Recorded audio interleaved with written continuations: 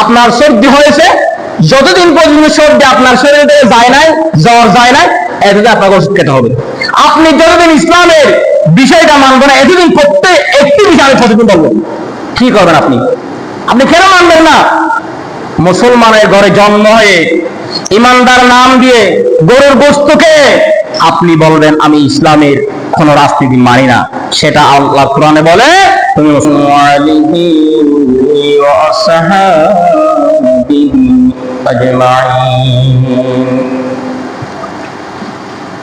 الحمد لله نحمده ونستعينه ونستغفره ونؤمن به ونتوكل عليه ونعوذ بالله من شرور أنفسنا ومن سيئات أعمالنا من يهده الله فلا مضل له ومن يضلله فلا هادي له ونشهد أن لا إله إلا الله وحده لا شريك له ونشهد أن سيدنا وسندنا ونبينا وحبيبنا وطبيبنا ومرجانا ومولانا محمدا عبده ورسوله الذي أرسله بالحق بشيرا ونذيرا وداعيا إلى الله بإذنه وسراجا وقمرا منيرا فقد قال الله تعالى في كلامه المجيد وفي فرقانه الحميد أعوذ بالله من الشيطان الرجيم بسم الله الرحمن الرحيم إن الله وملائكته يصلون على النبي يا أيها الذين آمنوا صلوا عليه وسلموا تسليما اللهم صل على سيدنا مولانا محمد وعلى آل سيدنا কোরআন আমার সঙ্গী সাথী, কোরআন আমার আধার ঘরের বাতি, কোরআনে সারা রোজে হাসরে নাহি মিলে দে কোনো মুক্তি। আল্লাহুম্মা সাল্লি আলা سيدنا مولانا محمد وعلى آل سيدنا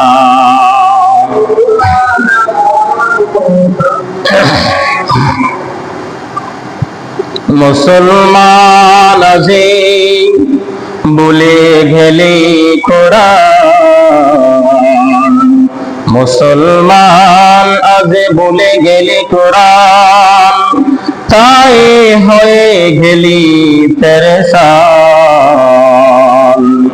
কোরআন যদি মানো আবার শান্তি দিবে রহমান। আল্লাহুম্মা সাল্লি আলা সাইয়্যিদিনা মাওলানা মুহাম্মদ وعلى آل سيدنا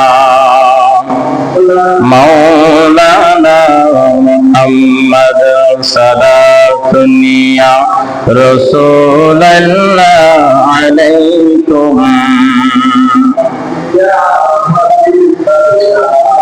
তো তাওয়াঙ্গার গুস্তাই আজে মালেমা ইজমা সুদি আজহালে মা গাফেলা সদা দুনিয়া রাসূলুল্লাহ আলাইকুম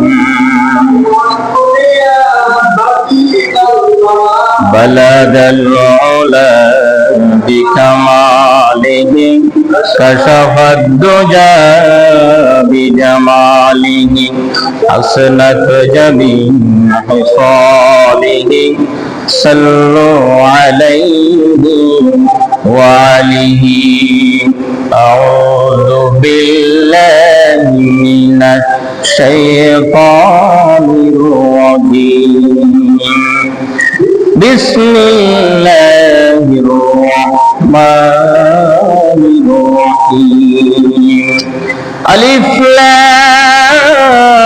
لام ميم ذلك الكتاب لا ريب فيه هدى للمتقين صدق الله العظيم وصدق رسوله النبي الحبيب الكريم ونحن على ذلك من الشاهدين والشاكرين وقال رسول الله صلى الله عليه وسلم خيركم من تعلم القرآن وعلمه أو كما قال النبي عليه الصلاة والسلام আলহামদুলিল্লাহ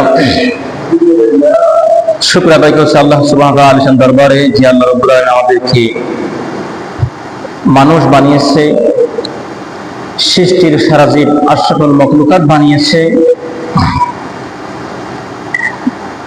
ইসলাম ধর্মের মধ্যে আমাদেরকে আসার মতো তৌফিক দিয়েছেন। সে মহান রব্বুল ইজ্জত আল্লাহ সুবহানাহু ওয়া তাআলা আলিশান দরবারে শুকর আদায় করছি। সবাই মস্তক অবনত চিত্তে সবাই পড়ছি আলহামদুলিল্লাহ। সাথে সাথে লক্ষ কোটি দরুদ ও সালাম আল্লাহ সুবহানাহু ওয়া তাআলা সৃষ্টির প্রধান আকর্ষণ, বিশ্ব সভার সভাপতি, কুল কায়নাতের সরদার, বিশ্ব মানবতার মুক্তির খান্ডারি, মুক্তির দিশারি, সাইয়্যিদুল মুরসালিন, রাহমাতাল লিল আলামিন, খাতামুন নবিয়্যিন, শাফিউল নবী, উম্মতের কান্ডার, নবী কি সরদার, মদিনা কি তাজদার, আপনার আমার সবার প্রিয় কলিজার টুকরা নবী মুহাম্মদুর রাসূলুল্লাহ সাল্লাল্লাহু তাআলা আলাইহি ওয়াসাল্লাম। সাথে সাথে স্মরণ করছি সমস্ত মনীষীদেরকে, যাদের রক্তের বিনিময়ে, ত্যাগের বিনিময়ে, সাহাবায়ে কেরামদের, আউলিয়া কেরামদের রক্তের ত্যাগের বিনিময়ে ইসলাম আমরা পেয়েছি। তাদের জন্য রব্বে কারীমের আলিশান দরবারে জান্নাতুল ফেরদাউসের আলা মাকাম কামনা করছি। সবাই বলছি আমিন। সম্মানিত হাজরিন, পবিত্র কালাম পাক থেকে সূরাতুল বাকারা কোরআন কারীমের সর্বপ্রথম সূরা এবং সর্বপ্রথম দুইটি আয়াতে কারিমা তেলাওয়াত করেছি। রাসূল পাক সাল্লাল্লাহু আলাইহি ওয়াসাল্লামের অগণিত অজস্র অমেয়বাণী হাদিস শরীফ থেকে একখানা হাদিস শরীফের অংশ বিশেষ পাঠ করেছি। যদি আল্লাহ সুবহানাহু ওয়া তাআলা আমাদেরকে আরশ আযম থেকে দয়া করে, মায়া করে, মেহেরবানি করে যদি কামলিওয়ালা নবী মদিনা থেকে নজর করম দান করে, এই আয়াতকে সামনে রেখে, এই হাদিসকে সামনে রেখে কোরআন হাদিস থেকে তথ্যবহুল কিছু কথা বলার চেষ্টা করবো ইনশাআল্লাহ। ওয়া মা তাওফীকি ইল্লা বিল্লাহ। আল্লাহুম্মা আফতা আলাইনা হিকমাতাকা ওয়ানসুর আলাইনা রাহমাতাকা ইয়া যাল জালালি ওয়াল ইকরাম। রব্বি জিদনি ইলমান নাফিআ ওয়া ফা'আনতামি ইয়া রাব্বাল আলামিন। মাওলাই সাল্লি ওয়া সাল্লিম দাইমান আবাদান আলা হাবিবিকা খায়রুল খালqi কুল্লিহিম। আল্লাহুম্মা রাব্বি সাল্লি ওয়া সাল্লিম ওয়া বারিক আলাইহি। সম্মানিত হাজরিন, কোরআন কারীমের যে আয়াতে কারিমা তেলাওয়াত করেছি সূরাতুল বাকারা, এই আয়াতে কারিমার মধ্যে সর্বপ্রথম আল্লাহ সুবহানাহু ওয়া তাআলা বলছেন আলিফ লাম মিম। পৃথিবীর এমন কোনো কিতাব নাই, এমন কোনো বই নাই আর যেটা একটি শব্দ পাঠ করলে 100 নেকি হয়। একমাত্র কোরআন কারীম একটা কিতাব যেটা একটি শব্দ পাঠ করছেন 10টি সওয়াব, 10টি থেকে 100টি সওয়াব পর্যন্ত বৃদ্ধি করে। সুবহানাল্লাহ। অসংখ্য অজস্র কিতাব বই রয়েছে, একমাত্র কোরআন কারীম যেটা একটি শব্দ যদি আপনি শুনলেও সওয়াব সমান, পড়লেও সমান সওয়াব। সুবহানাল্লাহ। সেজন্য সবাই আমার সাথে পড়ুন, আউযু বিল্লাহি মিনাশ শাইতানির রাজীম, বিসমিল্লাহির রাহমানির রাহিম, আলিফ লাম মিম, যালিকাল কিতাবু লা রাইবা ফীহি হুদাল লিল মুত্তাকিন। একটু বড় না সুবহানাল্লাহ। আল্লাহ বলছেন আলিফ লাম মিম। আলিফ লাম মিম এটাকে বলা হয় হরফে মুকাত্তাআত। কোরআন কারীমের 14টি সূরাতে সর্বপ্রথম অক্ষরগুলো রয়েছে। কোরআন কারীমে কয়টি হরফে মুকাত্তাআত আছে? 14টি। 14টি সূরার মধ্যে সর্বপ্রথম আল্লাহ সুবহানাহু ওয়া তাআলা হরফে মুকাত্তাআত ব্যবহার করেছে। দেখেন আমার আল্লাহর শান, আমার আল্লাহর মান কত বড়, আয়াত থেকে বুঝতে পারবেন। হরফে মুকাত্তাআত এগুলো পৃথিবীর সর্বপ্রথম মুফাসসির, আমার নবীজি হাতে গড়া, আমার নবীজি তৈরি করা মুফাসসির আব্দুল্লাহ ইবনে আব্বাস রাদিয়াল্লাহু তাআলা আনহু থেকে শুরু করে এ পর্যন্ত যত মুফাসসির কেরামগণ এসেছে, কেউ এই হরফে মুকাত্তাআতের ব্যাখ্যা দিতে পারে নাই, কিয়ামত পর্যন্ত দিতে পারবে না। তার নাম হচ্ছে হরফে মুকাত্তাআত। আমি হরফে মুকাত্তাআতের এই আয়াতের ব্যাখ্যা দিচ্ছি না, এই আয়াতের কি যে আল্লাহ লিখেছে এগুলো কেউ বলতে পারে না, এটার ব্যাখ্যা দিচ্ছে। নবীজির, আমার নবীজির পরে যিনি মুফাসসির কেরামের সর্বপ্রথম রাইসুল মুফাসসিরিন, যাকে মুফাসসিরদের মাথার মুকুট বলা হয়, আব্দুল্লাহ ইবনে আব্বাস রাদিয়াল্লাহু তাআলা আনহু থেকে শুরু করে কোন মুফতি, কোন মুহাদ্দিস, কোন মুফাসসির, কোন মুবাল্লিগ, কোন হাফেজ, কোন আলেম, কোন ডক্টর, কোন ডাক্তার, কোন ইঞ্জিনিয়ার, কোন জ্ঞানী ব্যক্তি, কোন লেখক, কোন গবেষক আজ পর্যন্ত হরফে মুকাত্তাআত এর ব্যাখ্যা দিতে পারে নাই, আগেও দিতে পারে নাই, এখনো নাই, কিয়ামত পর্যন্ত এর ব্যাখ্যা দেওয়ার জন্য কোন ব্যক্তি দুনিয়াতে মুফাসসির মুফতি আসবে না, দিতে পারবে না। তাহলে আমার আল্লাহ সুবহানাহু ওয়া তাআলার কথার মধ্যে কত হিকমতান রয়েছে, আমার আল্লাহ সুবহানাহু কত মহান, যে কথাগুলো গোপন রেখেছে কিয়ামত পর্যন্ত কেউ এই কথা কি বলছে বের করতে পারবে না। সুবহানাল্লাহ। একটু বুঝেছেন? কোরআনের প্রত্যেকটি আয়াতের ব্যাখ্যা দেয় নাই, বের করছে না আলেমরা, মুফাসসির কেরামগণ কি বলছে আল্লাহ এখানে, কিন্তু হাজার চেষ্টার পরে এই হরফে মুকাত্তাআতের ব্যাখ্যা কেউ বের করতে পারবে না। আল্লাহ এই ক্ষমতা, এই শক্তি কাউকে দেয় নাই। কি বলছে আল্লাহ এখানে, এটা গোপন রেখেছে আল্লাহ। এটা কেমন গোপন রেখেছেন? আপনাকে একটা উদাহরণ দিই। আপনার মাঝে একটা স্ক্রিনশট মোবাইল আছে না, বড় একটা মোবাইল আছে, তাদের মোবাইলের মধ্যে যেন সবাই মোবাইলটা ব্যবহার করতে না পারে পাসওয়ার্ড দিয়ে দেন না। আপনার মোবাইল আপনি ছাড়া যেন কেউ খুলতে না পারে, কারণ এখানে আপনার ব্যক্তিগত কিছু জরুরিয়াত কিছু জিনিস রয়েছে যেগুলো যে কোনো কেউ দেখতে পারবে না, ঠিক না? এইরকম জিনিসগুলো গোপন রাখার জন্য আপনি যেমন পাসওয়ার্ড ব্যবহার করছেন, আমার আল্লাহ সুবহানাহু ওয়া তাআলার হিকমতানের কথা এই আয়াতের মধ্যে এমন কথা রয়েছে, আমার আল্লাহ বলেন এই কথা কাউকে জানতে শক্তি দেয় নাই, যদি আমার অন্তরঙ্গ বন্ধু মুহাম্মদ তাকে বললে আমার আল্লাহ বলেছে, কিন্তু আর কেউ দুনিয়ার জমিনে আয়াতের ব্যাখ্যা জানতে পারে নাই। আপনি যেমন আপনার অন্তরঙ্গ বন্ধু আছেন অনেক, মোবাইলের পাসওয়ার্ড আপনি বলেন, জান আপনার আমার পাসওয়ার্ড এরকম, বলেন খুলে মোবাইলটা ব্যবহার করতে পারবেন, এরকম বলেন না? আপনার মা হতে পারে, ভাই হতে পারে, বোন হতে পারে, যে কোনো কাউকে আপনি বলেন, পাসওয়ার্ডটি খোলার মতো করে তাকে একটু শিখিয়ে দেন, কিন্তু যাকে তাকে তো দেন নাই। আল্লাহ বলেন, আমার এই হুরুফে মুকাত্তাআতের পাসওয়ার্ডটি আমি পৃথিবীর জমিনে কাউকে দেই নাই, কিন্তু আমার আল্লাহ আল্লাহু আ'লাম, আমার আল্লাহ ভালো জানে। যেদিন আমার নবীজিকে আল্লাহ মেহরাজ শরীফে নিয়েছেন, সেই দিন তার হাবিব নবীকে জানিয়েছে কিনা? যদি হাবিব নবীকে জানিয়ে আমার নবীজি জানে, আর কেউ দুনিয়ার জমিনে কোনো জানতে পারে না। তার নাম হচ্ছে হুরুফে মুকাত্তাআত। এরপর আয়াত আল্লাহ বলছেন, যালিকাল কিতাব, এটা এমন একটি কিতাব, লা রাইবা ফি, এই কিতাবের মধ্যে কি নাই? কোনো সন্দেহ নাই। সেই কিতাব কোনটা? সেই কিতাব কোনটা বলেন না? পবিত্র কুরআনুল কারীম। আল্লাহ বলছেন, যালিকাল কিতাব, এটা এমন একটি কিতাব, লা রাইবা ফি, এই কিতাবের মধ্যে কোনো সন্দেহ নাই, কোনো ত্রুটি নাই, কোনো ভুল নাই।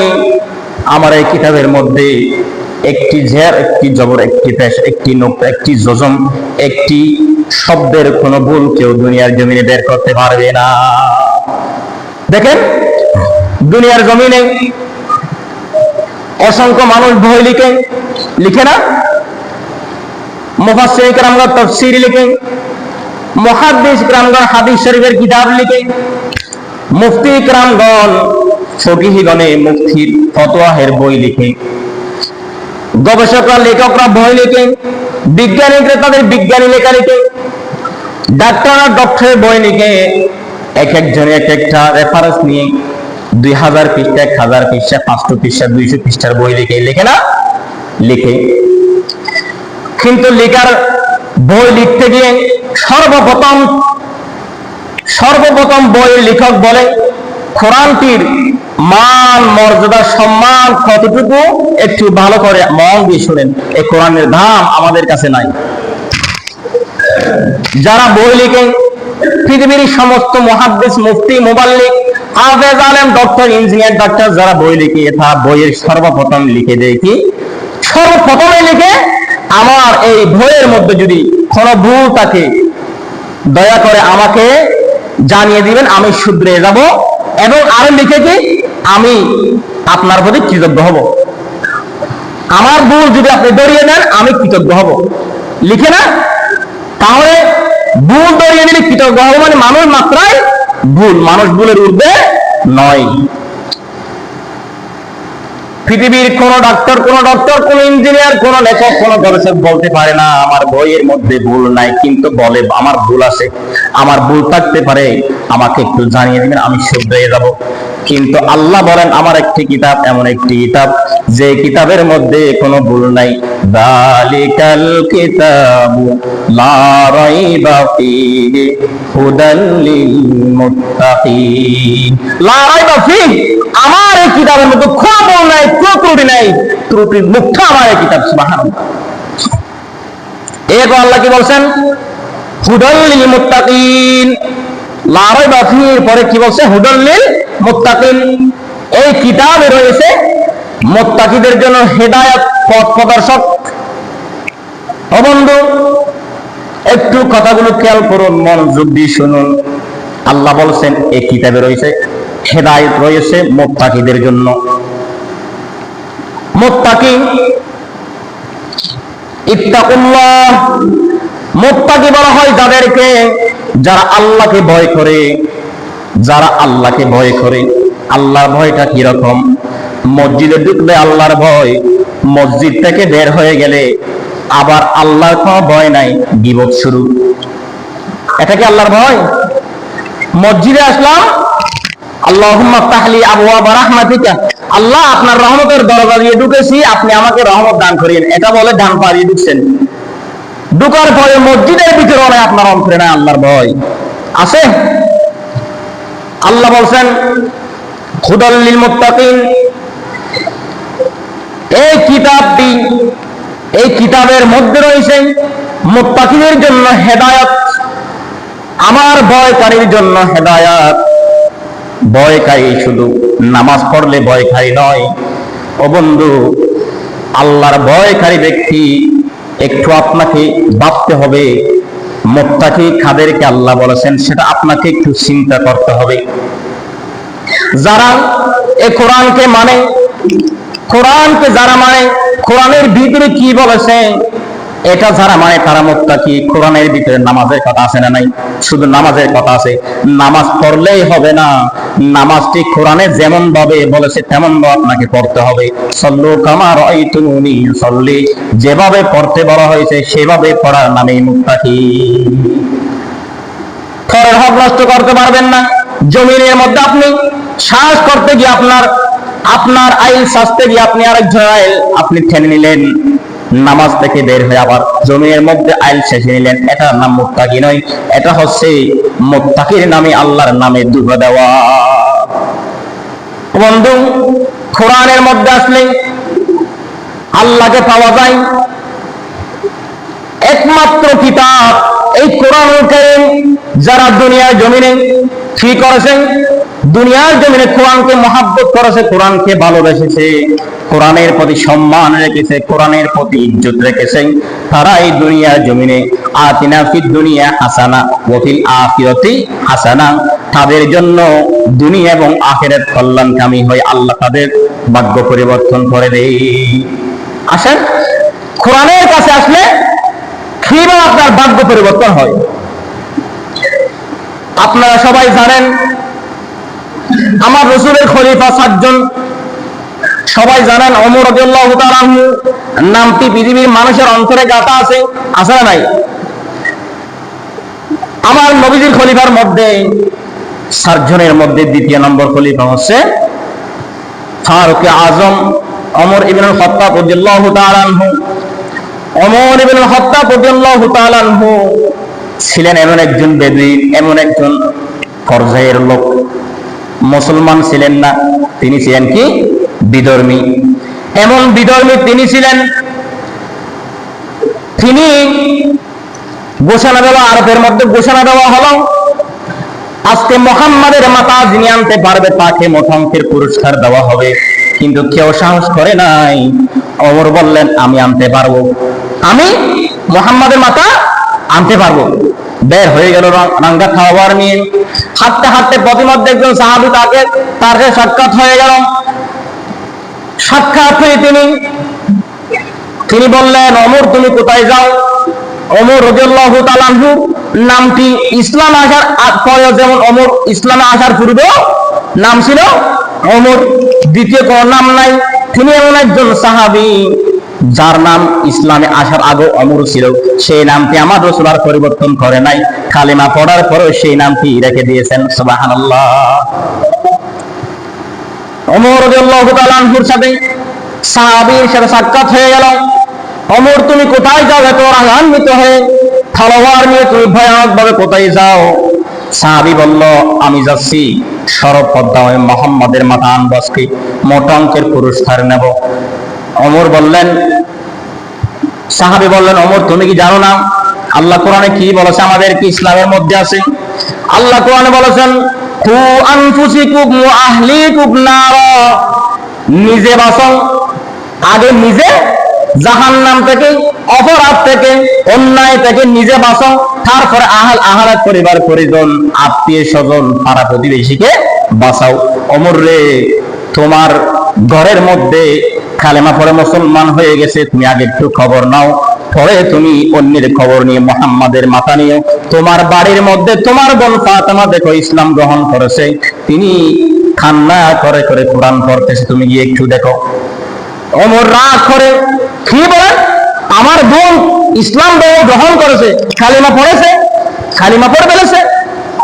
ভয় রাগান্বিত হয়ে ফাতেমা রাদিয়াল্লাহু তাআলা ওমরের বোনের নাম ছিল ফাতেমার ঘরে গিয়ে দেখে তার বোনের জামাতার তিনি কোরআন তেলাওয়াত করে। ওমর গিয়ে বললেন, দরজা লক করলো, দরজা খুললো, দেখে তারা দুইজনে মিলে আল্লাহর কোরআন তেলাওয়াত করে।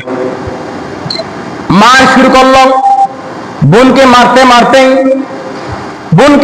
মারতে মার শুরু করলো। এবার বললেন তুমি ইসলাম ধর্ম গ্রহণ করেছো, আমাকে বলো কেন ইসলাম ধর্ম গ্রহণ করেছো? আমার বাবার দিনে, বাপ দাদার দিনে ধর্ম তুমি ছেড়ে কেন ইসলাম ধর্ম গ্রহণ করেছ? বোন ফাতেমা বললেন, ভাই তুমি এটা বুঝবা না, আমি ইসলাম ধর্ম গ্রহণ করেছি, তুমি আমাকে মারতে পারো, কাটতে পারো, প্রয়োজনে আমাকে হত্যা করতে পারো, আমি যে কালেমা গ্রহণ করেছি, আল্লাহকে ভালোবেসে, আল্লাহকে ভয় করেছি, নবী মুহাম্মদকে ভালোবেসে আমার জীবন দিয়ে দিতে পারি, আমি ঈমান আর দিতে পারি না। ফাতেমা বললেন, ঈমান না দিলে হত্যা করব, কতল করব, আরো মারতে শুরু করলাম। এরপর বোন বলে, না ভাই আমি কালিমা ছাড়তে পারি না, আমার জীবন দিতে পারি, ঈমান আর দিতে পারি না। এবার ওমর বললেন, বোন ফাতেমারে একটু বলো দেখি কি হয়েছে তোমার, তুমি কি পড়েছো, কি জাদুমাকা তুমি পড়েছো, কি হয়েছে একটু বলো দেখি, আমাকে একটু দাও, এখানে কি আছে আমি একটু দেখি। ফাতেমা ডাক দিয়ে বললেন, ভাই তুমি এখনো পড়তে পারবে না, এটা তুমি দেখতেও পারবে না, চুইতেও পারবে না, তুমি নাফাক। এখানে একটা মাসালা বের হয়েছে, দেখেন যারা হিন্দুদের সাথে উঠে বসে খাবার খান, আপনি তাদের সাথে চলাফেরা করেন, এখানে একটা মাসালা আছে, দেখেন আপনার ভাইয়ের মতো করে চলাফেরা করেন, আল্লাহ সুবহানাহু ওয়া তাআলা নিষেধ করেছে আপনাকে। এই হাদিস থেকে একটা মাসালা বের হয়েছে, দেখেন যারা ইহুদিদের সাথে হিন্দুদের সাথে সব সময় উঠে বসা করেন, চলেন, দেখেন ফাতেমা বললেন, ভাই আপনি এখন নাফাক, নাজাসাতে গলিজ, বড় নাফাক আপনি। একজন সন্তান যখন ভূমিষ্ঠ হয়, হিন্দু, বৌদ্ধ, খ্রিস্টান, চাকমা, মারমা, ইহুদি, মুসলমান সবাই মিলে সবার গর্ভে থেকে যখন মায়ের পেট থেকে সন্তান প্রসব হয়, তখন কিন্তু শিশুটি কি থাকে? পবিত্র। শিশুটি মুসলমান অবস্থায়, ইমানদার অবস্থায়, পবিত্র অবস্থায় প্রত্যেক শিশু দুনিয়ার জমিনে যেই ধর্মের সাথে জন্মগ্রহণ করে তিনি লালিত পালিত হয়। যখন তার ব্রেনে, তার মস্তিষ্কে বোঝার ক্ষমতা, ধারণ ক্ষমতা, তিনি ইসলাম ধর্ম, হিন্দু ধর্ম, বিদয়ী ধর্ম বুঝতে পারে। আল্লাহ বলেন, এর আগে আমি তার জন্য গুনাহ লিখি নাই, তিনি মুসলমান ছিল, যেই দিন তার ধারণ ক্ষমতা এসেছে ইসলামকে বুঝার আর তার ধর্মকে বুঝার, সেদিন থেকে তার জন্য আমি গুনাহ লেখা শুরু করি। আর যে হিন্দু, বৌদ্ধ, খ্রিস্টান, তাদের মস্তিষ্ক যেদিন ধারণ ক্ষমতা আসছে, এদিন থেকে তিনি নাপাক শুরু হয়েছে, নাপাক হয়ে গেছে। আর হাজারবার গোসল করলো, কোন হিন্দু, বৌদ্ধ, খ্রিস্টান পবিত্র নয়, পবিত্র নয়। এখন আপনারা কি করেন? তাদের সাথে বন্ধুত্ব শুরু করে দিয়েছেন, তাও না, তাদের বাড়িতে গিয়ে আপনি খাবার খেতে শুরু করে দিয়েছেন, তাদের সাথে উচ্চ ভাষা শুরু করে দিয়েছেন। ফকিরগণ বলে ফতোয়ার কিতাব আছে, আপনি দোকানে গিয়ে হিন্দুদের দোকান থেকে মিষ্টি ক্রয় করতে পারবেন না। শুকনা খাবার আছে না, শুকনা খাবার ক্রয় করা যাবে, খেতে পারবেন, শুকনা খাবার খেতে পারবেন হিন্দুদের হাতে, কিন্তু মিষ্টি, যে ভিজা খাবার, এগুলো খেতে পারবেন না। আমার মুসলমান ভাইরা দেখি দুর্গা পূজায় গিয়ে তাদের প্রসাদ পর্যন্ত খেয়েছে। তুমি ইমান হারিয়েছো, সেখান থেকে প্রসাদ তুমি বুকে তোমার পেটে ঢুকিয়েছো, ইমানকে তুমি বের করে দিয়েছো। দুর্গা পূজায় গিয়ে প্রসাদ খাচ্ছে, তাদের যেগুলো ফলমূল যেগুলো খাচ্ছে, ভাত খাচ্ছে তাদের সাথে বসে, এবং সেখানে পাহারা দিচ্ছে। পাহারা দিতে গিয়ে আপনার আর কোনো কাজ ছিল না। এত বছর আপনি সারা 12 মাস চলতে পারছেন, 7 দিন দুর্গা পূজার সেই পাহারার টাকা না হলে আপনি কিস্তি দিতে পারতেন না, চলতে পারতেন না। আপনার ইমান কেন আপনি সেখানে দিলেন? কেন দিলেন আপনি আপনার ইমান? এত দুর্বল কেন আমাদের ইমান? আজকে মুসলমানরা নিজেদের হাতের খামাই নিয়ে নিজের মার খাচ্ছে, বছরের পর বছর ফিলিস্তিন মার খাচ্ছে। আমরা ফিলিস্তিন, সেসুলিয়া, বসনিয়া, আফগানিস্তান, ইরাক, ইরান মার খাওয়ার, ইহুদিদের হাতে মার খাওয়ার একমাত্র আমরাই, মুসলমান নিজরাই। বোন ফাতেমা বললেন, বাইরে তুমি হচ্ছ নাফাক, তুমি কি করতে পারবে না? আমার আল্লাহর কোরআন তুমি ছুঁইতে পারবে না, ধরতে পারবে না। তাহলে আমাকে কি করতে হবে? তোমাকে গোসল করতে হবে, কালেমা পড়তে হবে, তাহলে তোমাকে আমি আমার আল্লাহর কোরআন দিতে পারি। এবার ওমর রাদিয়াল্লাহু তাআলা আনহু গোসল করে আসলেন। গোসল করে এসে তিনি বললেন, বোন আমাকে কোরআন দাও, আমি কোরআন পড়ব। কোরআন পড়তে গিয়ে তিনি তাকে দিলেন তার বোন সূরা তাহা। তখন তারা পড়তেছে, কিতাবে আছে তাফসীরে আছে যে সময় ওমর রাদিয়াল্লাহু তাআলা ইসলাম গ্রহণ করেছে, সূরা তাহা পড়ে তিনি বিচ্ছিন্ন হয়ে গেল, অবাক হয়ে গেল। সূরা তাহার মধ্যে আমার আল্লাহ এত সুন্দর কথা লিখেছে। তিনি বললেন, লাইসা হাযা কালামুল বাশার, এটা কখনো কোনো মানুষের বাণী নয়, এটা স্বয়ং আমার আল্লাহর বাণী। তিনি বললেন, তাহা মা আনজালনা আলাইকাল কুরআনা লিতাশকা। তাফসীরের মধ্যে আছে 14টি আয়াত হযরত ওমর রাদিয়াল্লাহু তাআলা পাঠ করেছেন সূরা তাহা থেকে। এবার সূরা তাহার 14টি আয়াত পাঠ করে ওমর বললেন, বোনরে আমাকে চলো মুহাম্মাদের দরবারে গিয়ে, আমি মুহাম্মাদের দরবারে গিয়ে কালেমা পড়ব। আজকে দুনিয়ার জমিনে কে ইসলামে বাধা দিবে আমি সেটা দেখব। ওমর রাদিয়াল্লাহু তাআলা সূরা তাহার এই জাদুকরী আয়াতগুলো পড়ে তিনি রবকে খুঁজে পেলেন। কোরআনের দিকে যখন আসলেন ওমর রাদিয়াল্লাহু তাআলা সূরা তাহার ভিতরে আল্লাহকে খুঁজে পেলেন। এবার চলে গেলেন মুহাম্মাদের দরবারে। যে ওমর মুহাম্মাদের মাথা নিতে গেল, সেই ওমরের মাথা আর দেহ সবগুলো মুহাম্মাদের দরবারে দিয়ে আসলো। সুবহানাল্লাহ, একমাত্র কোরআনের বরকতে দিয়ে আছে। ওমর বললেন, ওমর যখন যাচ্ছে পথের মধ্যে নবীজি দরবারে বসা আছে, সাহাবীরা, অন্য সাহাবীরা বলছে, ইয়া রাসূলুল্লাহ আজকে তো ওমর আসছে, ভয়ঙ্কর ভাবে তলোয়ার নিয়ে আসছে, ইয়া রাসূলুল্লাহ আপনি সরে যান, আপনি আড়াল হয়ে যান, আমরা আমাদের জান থাকতে ওমর আপনার শরীরে আক্রমণ করতে পারবে না, দেহ মোবারকে আমাদের শহীদ করে জান দিয়ে তারপর আপনার ঘর আসতে পারবে। নবীজি ডাক দিলেন, ও সাহাবীরা তোমরা সরো, আমার উল্টে আসতে দাও, ওমর কি বলে আমি দেখি। ওমর কি বলে দেখি। ওমর আসার পরে দরজায় নক করলেন। আমার নবীজি বললেন, ওমর রে তুমি সত্যি কালিমা পড়তে আসছো নাকি ইসলাম গ্রহণ করতে আসছো নাকি? যদি ইসলাম গ্রহণ করতে আসো, যদি মন মানসিকতা নিয়ে আসে, তাহলে তুমি ভিতরে আসো। সাহাবীরা যখন ভয় করলো, আমার নবীজি বললেন, ও সাহাবীরা তোমরা ভয় করিও না, আমি গতকাল দোয়া করেছিলাম আল্লাহর দরবারে, ইসলামের দুইজন ব্যক্তি আল্লাহ, একজন হলো আবু জাহেল আর একজন হলো ওমর, দুইজনের থেকে কোন একজনকে আমার ইসলামের জন্য আপনি কবুল করেন। ও সাহাবীরা তোমরা ভয় করিও না, হয়তো আমার কালকে রাতের দোয়া আল্লাহ কবুল করেছে, ওমরকে তোমরা বাধা দিও না, ওমরকে আমার দরবার আসতে দাও। ওমর তাহলে এরপরে ওমর ইসলাম গ্রহণ করেছে, আমার নবীজির হাতে কালেমা পড়েছে। কালেমা পড়ে নবীজি ওমর তখন তিনি বললেন, আজ থেকে ইসলামের দাওয়াত হবে প্রকাশ্য। ও আমার বন্ধুরা, আজকে নামাজ পেয়েছো, কোরআন পেয়েছো, ইসলাম পেয়েছো, কত কষ্ট হয়েছে জানো না?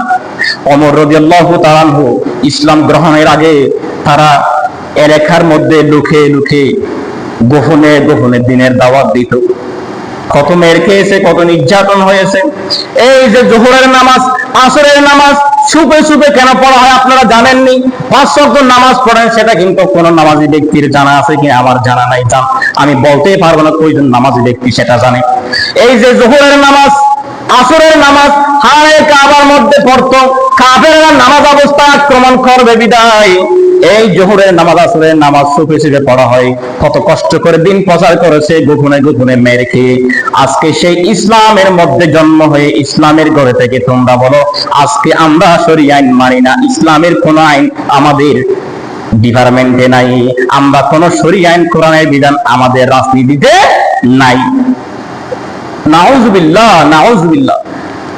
আমি অবাক হয়ে গেলাম, কেন বলতে পারে এত বড় একজন দলের সর্বোচ্চ নেতা যদি বলে, তারা বলে শরীয়ত আইন, তারা বলে যেগুলো আমরা মানি না, এগুলো শরীয়ত আইন, এগুলো আমরা মানি না। আল্লাহ সুবহানাহু ওয়া তাআলা সূরাতুল মাইদার 46 নম্বর আয়াতে স্পষ্ট জানিয়েছে, তুমি যে কাফের, ওয়ামান লাম ইয়াহকুম বিমা আনজালাল্লাহু ফাউলাইকা হুমুল কাফিরুন। যারা ওয়ামান লাম ইয়াহকুম, আমার হুকুম দেওয়ার পরে, কথা কোরআনের খুলে দেখেন একটু, আমার হুকুম যারা মানতে চায় না, বিমা আনজালাল্লাহ, আমার হুকুম জমিনে যাওয়ার পরে, নাযিল হওয়ার পরে যারা বলে শরীয়ত আমরা মানি না, কোরআন হাদিসের বিধান আমাদের আমাদের কি নাই, আমাদের ধর্মতে নাই, আমাদের রাজনীতিতে নাই। আল্লাহ বলেন ফাউলাইকা হুমুল কাফিরুন। এই আয়াত আমি বানাই নাই, এই আয়াত আমি বানাই নাই। আল্লাহ বলেন তারা কাফের, তারা কাফের, তারা কাফের, তারা কাফের। মুসলমান বলার কোন সুযোগ নাই তাদেরকে। আমি এই কথা বারংবার বলেছি, বলবো যতক্ষণ না আমার এই কণ্ঠের মধ্যে আওয়াজ আছে। অনেকে আমাকে বলতে পারেন হুজুর এই সেই দিকে যেতেই হবে যতক্ষণ না, কেন আপনাকে দিন ধর্মের কথা, এই যে দেখেন নামাজ প্রতিদিন পড়েন না, তারপর নামাজের কথা আপনাকে বলতে হবে। কেন? যারা পড়ে না তাদেরকে, তারা যেন পড়ে, যারা পড়ার পরেও জানে না তারা যেন কি জানতে পারে। অনেকে বলে হুজুর আপনি প্রতিদিন মাঝে মধ্যে এই কথা বলেন, আপনি প্রতিদিন ভাত কেন খান? ভাত তো প্রতিদিন খান। কোরআন হাদিসের বিষয়টা আপনার সর্দি হয়েছে, যতদিন পর্যন্ত সর্দি আপনার শরীর থেকে যায় নাই, জ্বর যায় নাই, এতদিন আপনাকে ওষুধ খেতে হবে। আপনি যতদিন ইসলামের বিষয়টা মানবেন না, এতদিন প্রত্যেক একটি বিষয় আমি প্রতিদিন বলবো, কি করবেন আপনি? আপনি কেন মানবেন না? মুসলমানের ঘরে জন্ম হয়ে ইমানদার নাম দিয়ে গরুর গোশতকে আপনি বলবেন আমি ইসলামের কোন রাজনীতি মানি না, সেটা আল্লাহ কোরআনে বলে তুমি মুসলমান না। বন্ধুরা আমার, বলতে চাই যে এই কোরআনে ওমরকে কি করেছে? হেদায়েতে কোরআন থেকে ওমর রাদিয়াল্লাহু তাআলা এমন মানুষ হয়ে গেল। আমার রাসূল সাল্লাল্লাহু আলাইহি ওয়াসাল্লাম বলেন, যদি আমার পরে যদি কোনো পয়গম্বর, কোন নবী রাসূল আল্লাহর পক্ষ থেকে আসতো, তাহলে লাকানা ওমর নবী হয়ে যেত। সুবহানাল্লাহ। আমার পরে কেউ যদি দুনিয়ার জমিন নবী হতো, তাহলে লাকানা ওমর নবী হতো। এটা তো সবার জানা আছে ওমরের ঘটনা। ওমর রাদিয়াল্লাহু বিখ্যাত হাদিস শরীফ পৃথিবীর মানুষের, অধিকাংশ মানুষের জানা আছে, কারণ তিনি ছিলেন খলিফাতুল মুসলিমিন, অর্ধ পৃথিবীর শাসক। সেই ওমরের শাসক আমরা রাত দিয়ে আল্লাহর কাছে কামনা করি।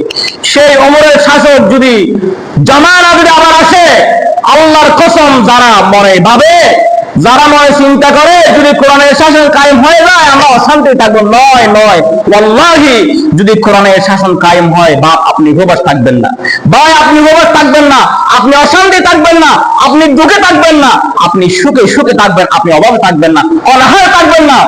জমিনে মানুষ এখন অনাহারে থাকে, কোরআনের শাসন যদি কায়েম হয়ে যায় আপনি অনাহারে থাকবেন না, আপনি দুঃখে থাকবেন না, আপনি লাঞ্ছিত হবেন না, দুঃখিত হবেন না, নির্যাতিত হবেন না।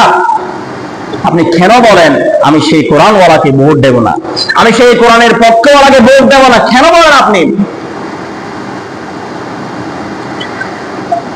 যে ব্যক্তি খারাপকে সম্বোধন করে, যে ব্যক্তি খারাপের দিকে সাপোর্ট করলো, তার জন্য সমান তিনিও। যে ব্যক্তি কাফেরকে সাপোর্ট করলো তিনিও কাফের হয়ে গেল, যে ব্যক্তি কাফেরকে শক্তি জুগিয়ে দিল ভোট দিয়ে, তিনিও কাফের হয়ে যাবে। আল্লাহর কোরআনে স্পষ্ট কথা। ফাউলাইকা ওমান লাম ইয়াহকুম বিমা আনজালাল্লাহু ফাউলাইকা হুমুল কাফিরুন।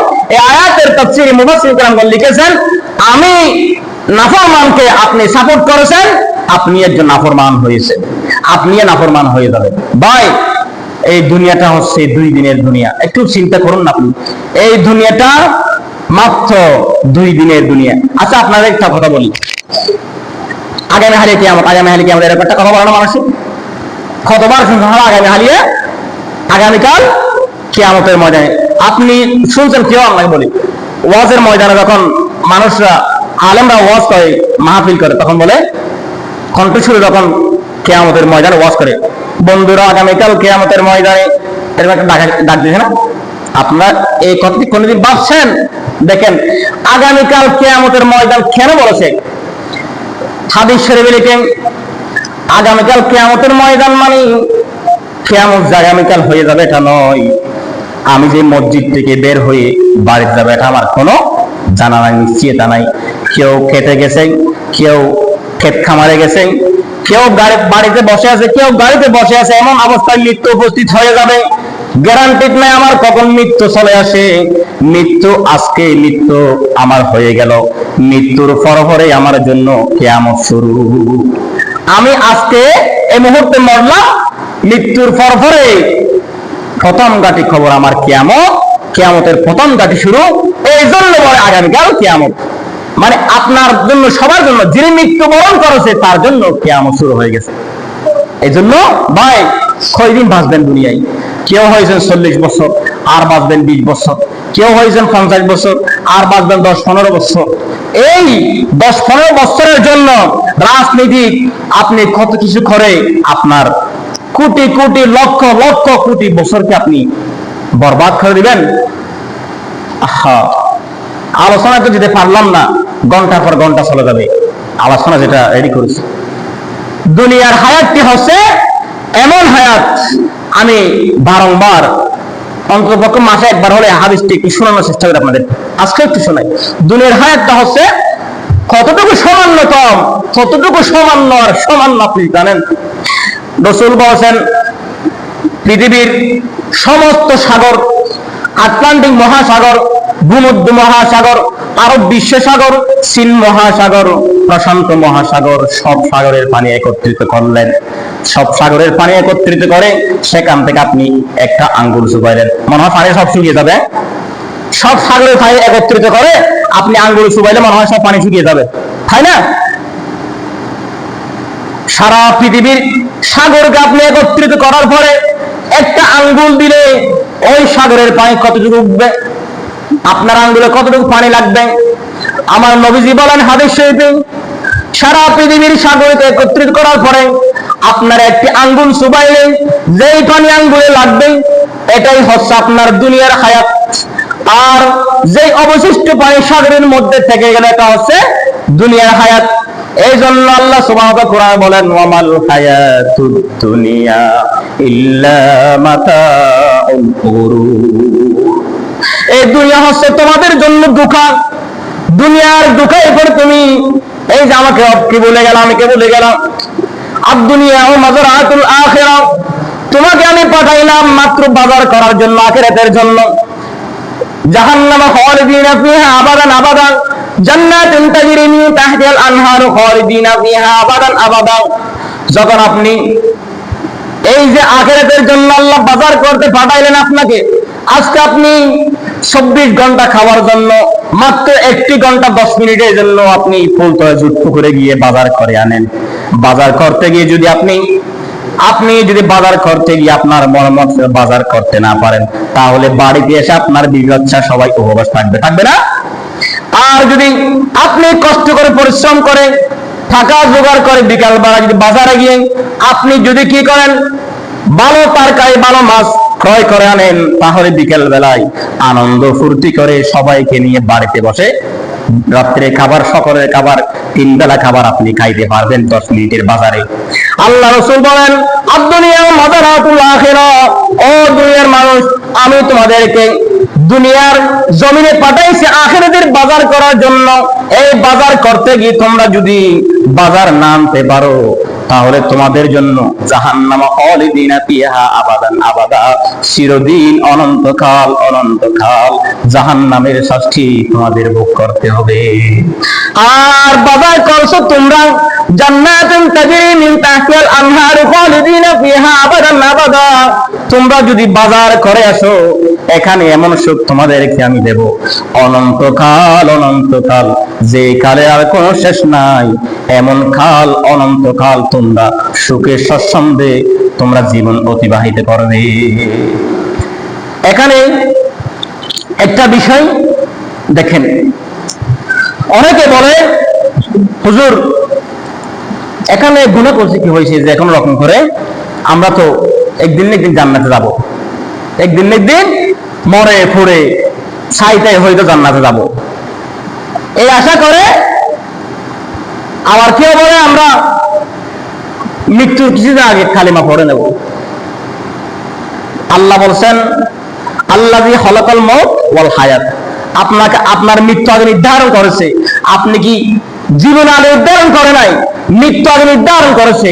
আপনি আগামীকাল সকালে আমি আমার রাত্রেবেলা উঠে তাহাজ্জুদ নামাজ পড়ে তওবা করে নেব। আপনি যদি রাত্রে এশারের আগে মৃত্যু হয়ে যায়, কারণ মৃত্যুর কথা আগে বলেছে, তওবার আগে আপনার মৃত্যু হয়ে যেতে পারে না। আল্লাহ মৃত্যুর কথা আগে বলে নাই, আমি মৃত্যু আগে বানিয়েছি, তারপর আমি হায়াত বানিয়েছি, আল্লাহ বলছেন। তো আপনার তো তওবা করার আগেই মৃত্যু হয়ে যেতে পারে, তো আপনি কেন বলেন আমি মৃত্যু আগেই ভালো হয়ে যাবো, তওবা করে নেব? আবার আরেক দল বলে আমি জাহান্নামে যাবো, সমস্যা নাই, আমি পুরো তোরে চাইতাই হয়ে একদিন জান্নাত যাবো, সেই জান্নাতও পাবো আর কি। না বন্ধু, সেটা আপনার মুখে বলতেছেন আপনি, সেটা কেমন দিন জানেননি, শুধুমাত্র কিয়ামতের একটি দিন হচ্ছে 50,000 বছর দিন আপনাকে দাঁড়িয়ে থাকতে হবে। কিতাবের মধ্যে যদি মন দিয়ে পড়া হয় চোখের পানি ঝরে যায়। ও বন্ধু, শুধুমাত্র একটি দিন হবে 50,000 বছর, কিয়ামতের দিনটি। সেই দিন আপনার ঘামের মধ্যে আপনি সাঁতার কাটবেন। যদি আল্লাহর আরশে আযমের নিচে যদি আপনি ছায়া না পান, রহমতের ছায়া যদি আপনি না পান, সেই দিন আপনাকে আপনার ঘামের মধ্যে সাঁতার কাটতে হবে। এমন কোন দুঃখী ব্যক্তি আসে, গামটি গলা পর্যন্ত আসবে, মাথা পর্যন্ত আসবে, কেউ কেউ সাঁতার কাটবে। বন্ধু, আপনি মনে করছেন আমি জাহান্নামের শাস্তি শেষ করে জান্নাতে যাব? ও বন্ধু, আল্লাহ এখানে বলেছেন খালিদিনা ফিহা আবাদান আবাদা। আবাদুল আবাদ বলতে আপনাকে আমি কিভাবে বুঝাবো, যেই দিনের আর কোনো শেষ নাই। যেই দিনের আর কোনো শেষ নাই, জাহান্নাম খালিদিনা ফিহা আবাদান আবাদা, যেই দিনের আর শেষ হবে না আপনার, দীর্ঘদিন জাহান্নামের আগুনে জ্বলবেন। বন্ধু, ও বন্ধু, জাহান্নামের আগুনে জ্বলবেন, জান্নাতের জান্নাতে যাবে, জাহান্নামের জাহান্নামে যাবে। এবার আল্লাহ সুবহানাহু ওয়া তাআলা মাঝখানে দাঁড়িয়ে মালাকুল মউতকে ডাক দিবে, আজরাইলকে নয়, মৃত্যু মউত হয়ে যাবে। বলেন সুবহানাল্লাহ। জাহান্নামের দুই পাশে জান্নাত, জাহান্নামের মাঝখানে আল্লাহ ডাক দিবে মৃত্যুকে, ও মৃত্যু আয়, আজকে তোকে আমি জবাই করে দেব। মৃত্যুকে আল্লাহ জবাই করে দেবে। এবার জান্নাতীদেরকে ডাক দিয়ে বলবে, ও জান্নাতীরা, দেখো তোমাদেরকে দুনিয়া থেকে মৃত্যু দিয়ে এখানে নিয়ে আসলাম, আজকে আমি যে মৃত্যু তোমাদেরকে গ্রাস করেছিল তাকে জবাই করে দিয়েছি, আর তোমাদের মৃত্যু হবে না, তোমরা আর মৃত্যুবরণ করবে না, চিরদিন অনন্তকাল আবাদুল আবাদ তোমরা জান্নাতে প্রবেশ করো, আমার নাজ নিয়ামত ভোগ করো। আর জাহান্নামীদেরকে ডাক দিয়ে বলবে, ও জাহান্নামীরা, দেখো আমার এই যে তোমাদেরকে দুনিয়ার জমিনে যে বারবার আলেমরা সতর্ক করেছিল, জাহান্নামের এই শাস্তির কথা বলেছিল, তোমাদেরকে কোরআনের কথা বলেছিল, হাদিসের কথা বলেছিল, ইসলামের পক্ষে আসার কথা বলেছিল, তোমরা কিন্তু শুনে নাই। ও জাহান্নামীরা, আজকে এই মৃত্যু যে তোমাদেরকে মৃত্যু যেটা তোমরা গ্রাস করেছিল, সেই মৃত্যুর মওত হয়ে গেছে, আজকে আমি তাকে জবাই করে দিয়েছি। অনন্তকাল খালিদিনা ফিহা আবাদান আবাদা, তোমরা অনন্তকাল চিরদিন জাহান্নামে আমি আল্লাহর গজবের শাস্তি ভোগ করতে থাকো। আর তোমরা সেখানে থাকবা সেকেন্ডের পর সেকেন্ড, মিনিটের পর মিনিট, দিনের পর দিন, মাসের পর মাস, বছরের পর বছর, তোমাদের আযাব আর কমবে না, বাড়তে থাকবে। আর জান্নাতি ব্যক্তিরা সুখ সন্ধে থাকবে, বাড়তে থাকবে। ও বন্ধু, ফারিকুম ফিল জান্নাতি ওয়া ফারিকুম ফিস সাইর, তোমাকে আল্লাহ স্বাধীনতা দিয়েছে, তোমাকে দুইটা রাস্তা দিয়েছে, তুমি স্বাধীন, তোমাকে স্বাধীনতা দান করেছে, তুমি যেই মনে যেই পথে চাই সেই পথে চলো, ডান পাশে আর বাম পাশে সরকারের আইন অনুযায়ী যেই পাশে তুমি চলবা, সেই পাশে তুমি সরকার যে রাস্তায় যেই পাশে চলতে বলেছে সেই পাশে তুমি চলবা। আর যদি তোমার ইচ্ছা মতন তুমি চলো, গাড়ি এসে তোমাকে অ্যাক্সিডেন্ট করে দেবে, তুমি অ্যাক্সিডেন্ট হয়ে গেলে যদি বেআইনি ভাবে অ্যাক্সিডেন্ট হয়ে যাও, গাড়ির ওরা তোমাকে গুনার দিবে না, দিবে। সরকার বলছে বাম পাশে চলতে, যে আমি ডান পাশে দৌড়াদৌড়ি করে চলে অ্যাক্সিডেন্ট হয়ে যায়, দোষটি গাড়িওয়ালা নাকি আমার? আপনাকে গাড়িওয়ালার গুনার দিবে? আইনেতে নিতে পারবেন না। তিনি বলবে আমি অনেক চেষ্টা করেছি, তিনি তার বেআইন অনুযায়ী চলাফেরা করেছে, সেই জন্য আমি অ্যাক্সিডেন্ট করেছি। আল্লাহ বলছেন ফারিকুম ফিল জান্নাতি ওয়া ফারিকুম ফিস সাইর, আমি জান্নাত আর জাহান্নামের দুইটা রাস্তা তোমাদেরকে দিয়ে দিলাম, যে রাস্তায় মন চাই সেই রাস্তায় চলবা।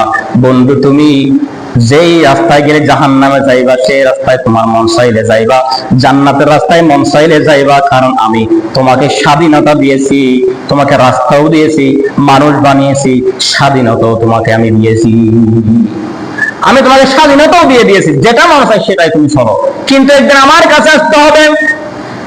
ইন্না আযাবি রাব্বিকা লাশাদীদ, যেই দিন আমার কাছে তুমি আসবা সেই দিন আমার এমন শাস্তি আযাব ভোগ করতে হবে, ইন্না আযাবি রাব্বিকা লাশাদীদ, আমি আল্লাহর আযাব ভোগ করার মতো তুমি বান্দার ক্ষমতা থাকবে না। কিন্তু ক্ষমতা না থাকলেও থাকতে হবে। লা ইয়ামুতু ফিহা ওয়ালা ইয়াহইয়া, তোমার ক্ষমতা না থাকলেও সেখানে তোমার আর মৃত্যু হবে না, তুমি বাঁচতেও পারবে না। লা ইয়ামুতু, তুমি মরতেও পারবে না। ওয়ালা ইয়াহইয়া, সেখানে তুমি আর বাঁচতেও পারবে না। জাহান্নামে যখন যাইবা এমন কষ্ট হবে, তুমি মৃত্যু কামনা করবা কিন্তু মরতে পারবে না। সেখানে আল্লাহ বলেন লা ইয়ামুতু বিহা ওয়ালা ইয়াহইয়া, সেখানে তোমার মওত নাই, তোমার জীবন নাই, তুমি মরতেও পারবে না, বাঁচতেও পারবে না। বন্ধু, তাহলে কত কষ্ট হবে যদি এই দুনিয়া থেকে আল্লাহকে রাজি করে যেতে না পারো। কত কষ্ট হবে। তোমার ব্রেন দিয়ে আল্লাহ তোমাকে মানুষ বানিয়েছে, খলকল ইনসান ফি আহসানি তাকওয়িম, শ্রেষ্ঠ মানুষ বানিয়েছে, উত্তম অবয়ব দিয়ে বানিয়েছে। তুমি একটু চিন্তা করে নিজের ব্রেন মস্তিষ্ক দিয়ে জাহান্নাম থেকে বাঁচার জন্য চেষ্টা করে দুনিয়ার জমিনে চলবা। আল্লাহ আমাদের সেই তৌফিক দান করুন, আমিন। সম্মানিত হাজিরিন, আমার এক ভাই একটা গুরুত্বপূর্ণ প্রশ্ন করেছিল। প্রশ্নটা হচ্ছে, তিনি নাকি দেখেছে এই বাবার খবরে একজন সিজদা করেছে, আমার বাবার খবরে উনি ওনার বাবার খবরে সিজদা করেছে, আমি দেখেছি হুজুর। তো আমি তাকে ডাকলাম, বললাম তুমি কি তোমার বাবার খবরে সিজদা করেছো? একটু খেয়াল করেন, বিষয়টি খুব জানা দরকার। তুমি কি তোমার বাবার খবরে সিজদা করেছো? তিনি বললেন না হুজুর, আমি সিজদা করি না, আমি আমার বাবার খবরে চুমু দিয়েছি, আমার মায়ের খবরে আমি চুমু দিয়েছি। তো ওই ব্যক্তি বললো হুজুর, চুমু দেওয়া কি জায়েজ আছে? কি আবার চুমু দিলে এটা তো সিজদার সমান হয়ে যায়। না, চুমু আর সিজদার মধ্যে পার্থক্য রয়েছে। ফতোয়া আলমগীরের পঞ্চম খণ্ড 351 পৃষ্ঠার মধ্যে এই ফতোয়াটি রয়েছে। ফতোয়া আলমগীর হচ্ছে বিশ্ববিখ্যাত, বিশ্বব্যাপী ফতোয়া। এই ফতোয়া আলমগীরের মধ্যে রয়েছে মা আর বাবার খবরে সন্তান চুমু দিতে পারবে।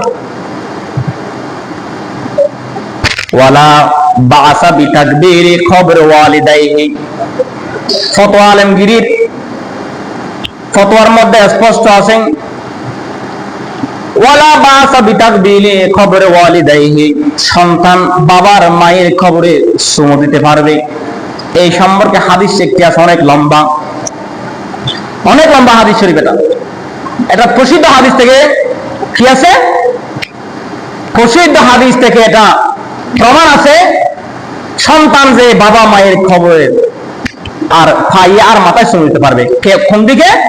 বাবার মাথার দিকে, মায়ের পায়ের দিকে সন্তান খবরে গিয়ে চুমু দিতে পারবে। কিভাবে? কেন? নবীজি এক সাহাবী, তিনি দুনিয়া শপথ করলেন, আল্লাহ আমি জান্নাতের চুমুতে চুমুকাবো, জান্নাতের উপরে আর নিচের চুমুতে আমি চুমুকাবো। তো চুমুকেরে এখন তিনি যখন কিছুদিন পরে অবাক হয়ে গেল, হতবাক হয়ে, আল্লাহ আমি তো শপথ করলাম, এখন চুমু খাওয়ার জন্য জান্নাতের চুমুট কোথায় পাবো? আমি শপথ করে ফেললাম, রাসূলের দরবার করে, ইয়া রাসূলুল্লাহ আমি শপথ করেছি জান্নাতের চুমুতে চুমু খাবো, এখন আমি তো জানি না মৃত্যু হওয়ার পর আমি কোথায় যাব, জান্নাতে যাবো নাকি জাহান্নামে যাবো, আমি তো জানি না, ইয়া রাসূলুল্লাহ আমি কি করবো? তখন নবীজি বললেন, আচ্ছা তোমার মা বাবা আছে? তোমার মা বাবা আছে? বললেন, শিশুটি কেঁদে দিলেন। সাহাবী কেঁদে বললেন, ইয়া রাসূলুল্লাহ আমার মা নাই, বাবা নাই। এবার বললেন, তোমার মা বাবা না থাকলে তোমার মা বাবার খবরের চিহ্ন আছে কিনা? লা ইয়া রাসূলুল্লাহ আমার মা বাবা এত ছোট্টকালে আমি হারিয়েছি, তাদের খবর কোথায় দিয়েছে, দাফন কোথায় হয়েছে সেটাও আমার জানা নাই। রাসূল বললেন, তাহলে তুমি একটি পবিত্র কবরস্থানের ময়দানে যাইবা, ময়দানে গিয়ে তুমি 2টা আট টানবা, 2টা আট দিবা, তুমি কাবা শরীফ সামনে নিয়ে দাঁড়াইবা, কাবা শরীফ সামনে নিয়ে দাঁড়িয়ে তুমি বাম পাশে আর ডান পাশে করে 2টা আট দিবা। আট দেওয়ার পর ডান পাশে মনে করবা তোমার বাবা, বাম পাশে মনে করবা তোমার মা, আর তুমি তোমার মায়ের পা যেদিকে মা মনে করবা সেটাতে একটা চুমু দিবা, যেটা বাবা মনে করবা কপাল একটা চুমু দিবা, তোমার জান্নাতের চৌকটির শপথ আদায় হয়ে যাবে। সুবহানাল্লাহ। তার মানে কি বুঝাইলেন? এই হাদিসে কি বুঝলেন? এখানে তো শুধু ফটো আসলো এটা নয়, এখান থেকে বোঝা যায় সন্তানের জন্য পৃথিবীর সর্বশ্রেষ্ঠ বুজুর্গ সুখের একটা স্থান হলো তার মা আর বাবা। আমি অবাক হয়ে যায়, আল্লাহ বলেন আমার ইবাদত করো, দুনিয়ার জমি আমার ইবাদত করার পর পরে তোমাদের মা বাবার খেদমত তোমরা করবা, তোমাদের মা বাবার ইহসান করবা, তোমার মা বাবার সাথে সুন্দর আচরণ করবা। আমার যুবক ভাইরা, সেই মহা সম্পদ খাওয়ার পরেও সেই মা বাবার খেদমত তাদের কপালে জুটে না। আল্লাহ আমাদেরকে আল্লাহকে দেখে নবীকে ভালোবেসে আউলিয়া কেরামের পাতার তলে থেকে মা বাবার খেদমত করে মানব সেবা করে সেই মহান রব্বুল আলামিনের আরশে আযম পর্যন্ত পৌঁছার তৌফিক দান করুন। আমিন। যারা সুন্নাত পড়েন নাই সুন্নাত পড়েন। আসসালামু আলাইকুম ওয়া রাহমাতুল্লাহ।